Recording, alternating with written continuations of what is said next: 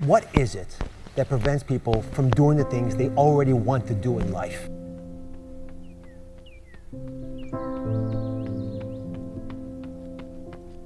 The most basic answer, I'm sorry it's so simple, but it's true, it's fear. People make it this complex process. This woman was telling me that I don't understand why they don't do this, why I feel this way. I said, it's called fear. Everybody's afraid we're not enough. Everybody's afraid we're not rich enough, smart enough, young enough, quick enough, fast enough. It's human nature.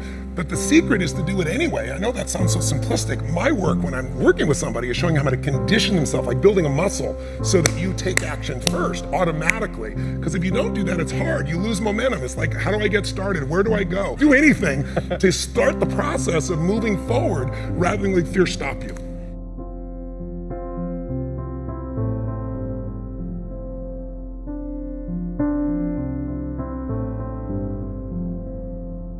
All of you have targets, things that you're after.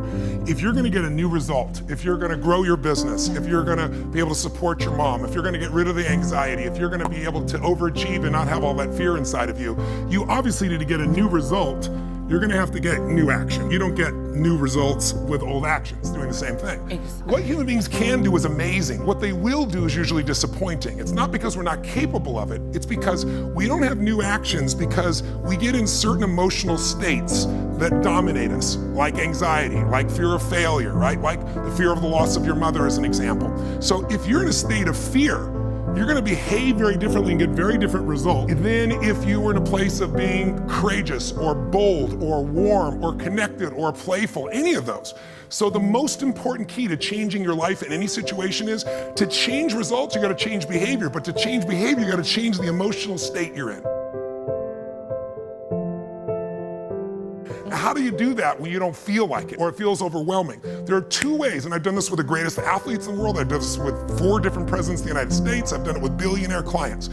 All you have to do to change your state is not try to think your way there, like I'm happy, and do a bunch of affirmations. Your brain's gonna go BS, you are not happy, right?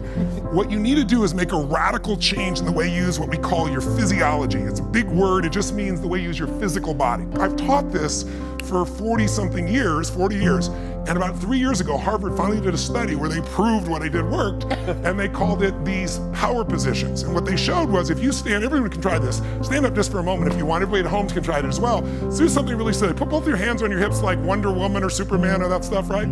If you stand like this and you breathe deep for just 2 minutes, what the science found was that you will absolutely increase your testosterone by 20%, man or woman.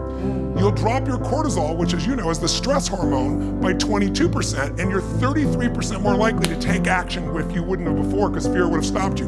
Now, I don't have people just stand like this. I have people move, use their voice, make radical changes in their body. You'll feel it after 2 minutes. Or somebody who's puts their arms back like this and their feet up, that'll produce the same state.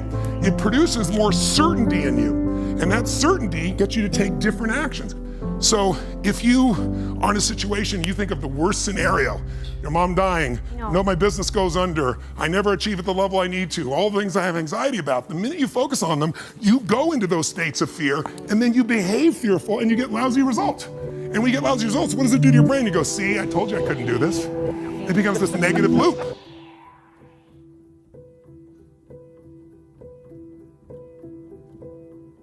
So how do we break out of it? We change our focus by asking better questions. Answer this question in your mind. What is it in your life that you're proud of? If there's something you could feel really proud of right now by focusing on it, your children, yourself, something you accomplished, you did, how many can think of something you could feel proud of? And I don't mean fake pride, ego pride, like where you're making things up. I mean, well, you really did something you're proud of. Good. Right now, close your eyes and focus on how it feels when you're really proud. Focus on that moment you're proud of. How do you breathe when you feel really proud? And if you're a little kid, what happens to your face when you're really proud? You don't hide it, right? There's that big smile on your face. Think of something that you could be really grateful for or excited, pick either one. Something you could be grateful for, a person, a moment, or something if you wanted to that you could be excited about. Let's use excited for a moment. How many can think of something in your life that if you focused on it, you could feel excited? All right, close your eyes. And just for a moment, all we're doing is changing your focus. Focus on what could excite you. Feel like it's really happening.